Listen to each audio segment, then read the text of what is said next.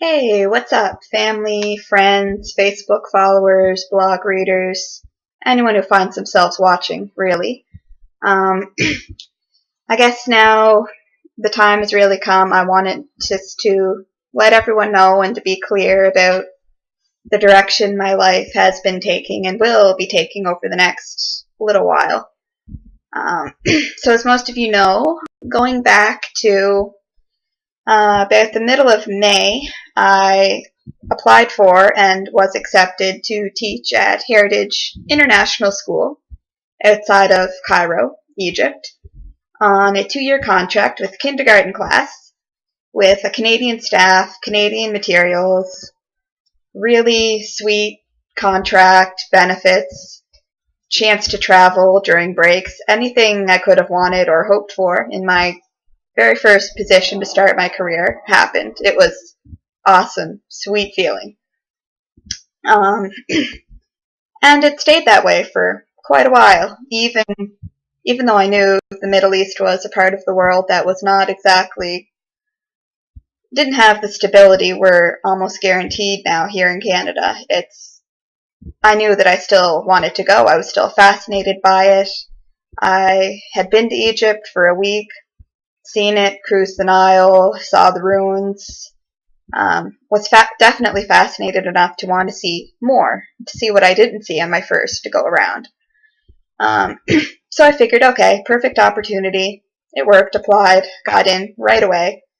I guess what I didn't anticipate was the level of political and social upheaval and change that would take place over the next weeks and months, especially because I knew the revolution of 2011 had happened and they were still dealing with the effects of that, and probably would be for quite some time.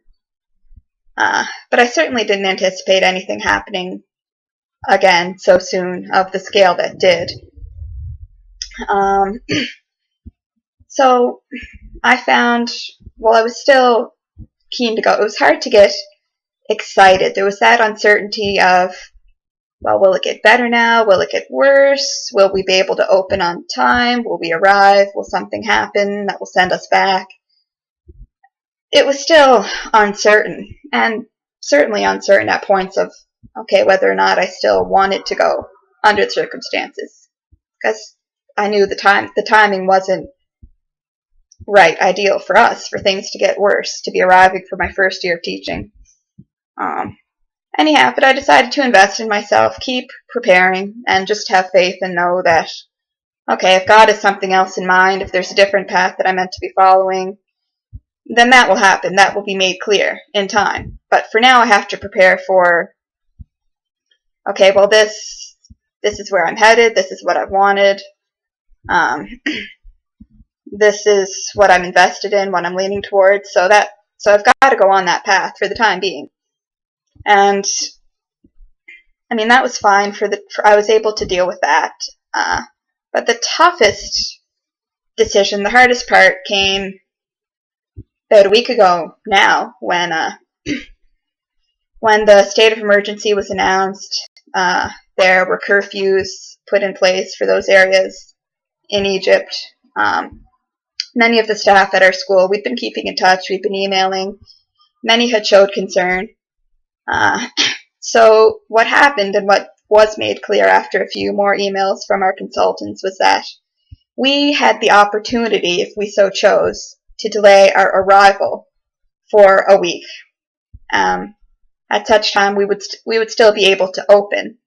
We would just be arriving later as opposed to earlier, but we're still planning to open on schedule.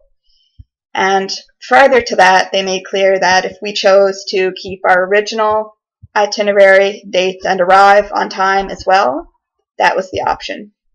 So it was either delay, arrive on time, or do what so far now a couple of people have done and forfeit the contract, drop out, decide not to go, and then move on to plan B, whatever that would be. I didn't really have one, to be honest. So after a lot of thought, I had to go through the reasons of why should I go, should I delay, should I stay? Um, and it was probably one of the toughest decisions I would ever have to make. I would never forgive myself if I had chose to go and something had happened to me and my friends and family are at home worried, not knowing what's going on, helpless. But again, that's if something were to happen. There are really no guarantees one way or another. So that was the hesitation there. And then there was, well, if I don't go, I will have to live with, well, I could be missing out on this most awesome opportunity. That's basically being afraid and uncertain of what I would miss out on if I chose to give up, not go. So I thought about all the reasons I could still go. The school was, as we knew at that time, still opening on schedule, as were all of the other international schools. In the last week or so, actually, since that suggestion was made that we could delay, we actually had reassurance. We had staff come forward who were already on site, quite a few staff who were already on site, as well as administration, that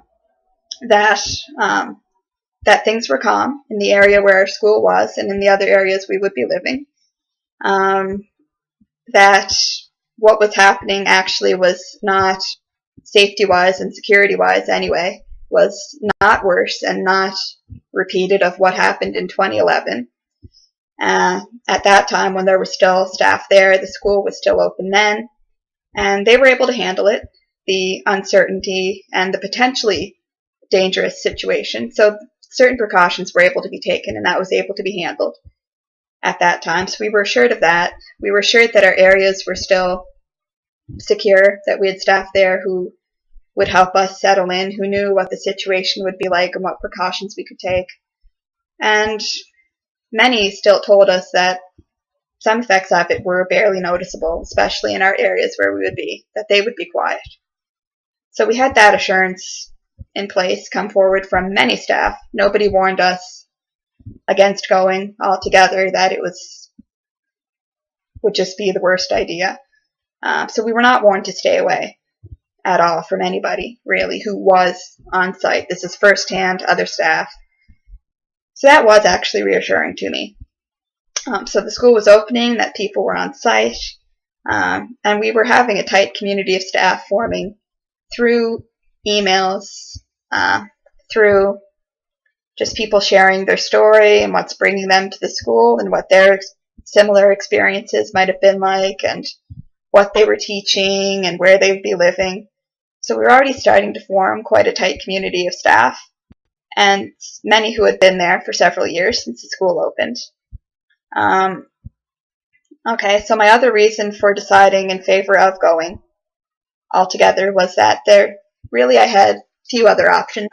Basically, the only direction in life I've had was that I wanted to teach and I wanted to travel.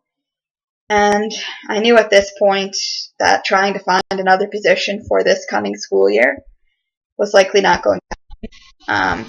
Finding anything somewhat permanent at all that I would qualify for, especially on Prince Edward Island, if I wanted to stay here, was not going to happen.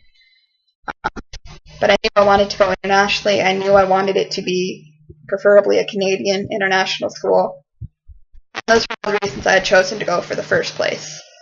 So I definitely had to think of all the reasons I was wanting to go and what I wanted to accomplish. I wanted to teach and I wanted to travel and I wanted to meet new people and other Canadians as well as people from around the world. And I mean, I wanted to educate children with not only knowledge, but, morals, integrity, the values, how to treat each other, how to live in the world. I know education is certainly the most powerful thing we have, especially to guard against such a crisis happening again anywhere in the world. And I mean, we take it for granted in Canada that we just don't worry about such things. And so I just think part of the other instigation for going was fascinated by the prospect of change and being a part of it, and realizing that this is a part of the world and these are students who who need that. They need to learn, how to be a part of, anyway, at the very least, making the world, their country, their communities better places to be. And so I thought, okay, well, these are all very important reasons to wanting to go. This is probably one of the most important things that I have decided to do. And, even if things are, in one sense, working against going, I decided I really should just keep on and see what's going to happen. And I said I wanted this bad enough that I'm going to just keep the faith, pray, insist that it's going to happen, and until another path comes clear, to stand by my reasons, my decisions. So I'd confront those reasons why I wanted to go, and it was a leap of faith to make that decision, hoping that things would be ideal, that things would be better, that it would be a manageable and safe and secure situation to go into.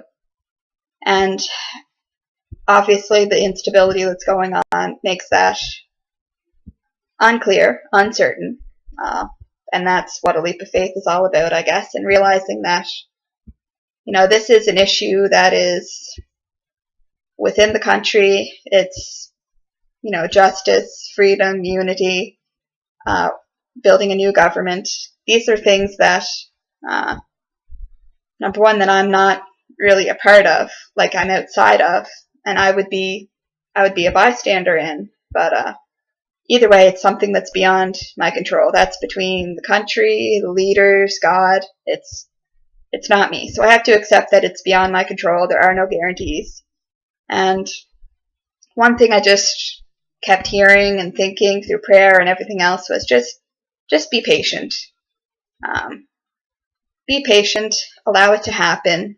Won't be left hanging. I kept having that feeling. As crazy as it sounds, as horrid as the news stories might have been at the time, just keep patient. Wait, let it happen. So in the process, I learned a lot about myself and what I really wanted and what was important to me and why. It allowed me to be closer to family and friends, knowing who supported me, stood by me, was interested, was keen to hear my stories, to get me sent off, to know I was safe, to hear news from my school, to support my first year teaching. Family and friends who were as enthusiastic or perhaps even more enthusiastic than I was able to show. But I tried to put on the best face and look forward to it, and I was counting down, and again, with the uncertainty, it was hard to be completely excited until it's going to happen and until I'm there. But the hardest part was the waiting and the knowing that, okay, if things are stable and okay for when we leave, that's the first major worry to get over. So we're at that point now. I've decided flying out of Charlottetown tomorrow evening, going to arrive in Cairo as scheduled, as planned, on August 24th for 10 a.m. Cairo time. We'll wait at the airport for a little while for curfew to be lifted. We'll be transported to our new homes, settle into our homes or schools, go through orientation, all of the things that first year teachers get excited about, maybe nervous about, which was hard to focus on or think about when I was just wondering at this point, like, I'm just wanting to get there and to know that I'll be safe and secure and able to do my job and do it effectively in an environment that was that uncertain. So I was just wanting to be there, basically, but there's a lot more to focus on as well. So it certainly is a way to kick off my career and to realize really what I'm going there to do and what I wanted to do, and it really brings into focus what is important, which is the goal of education, the children, their minds. It's important anywhere in the world, but again, I think it's very crucial here, especially thinking of how much hope these parents would put into their children for the future of not only themselves, their families, their communities, but their country. So I realized how important it was to not only me, but to the people I would be teaching, the students, their parents, other staff. So I learned a lot about myself, my family, and friends who would support me in the process.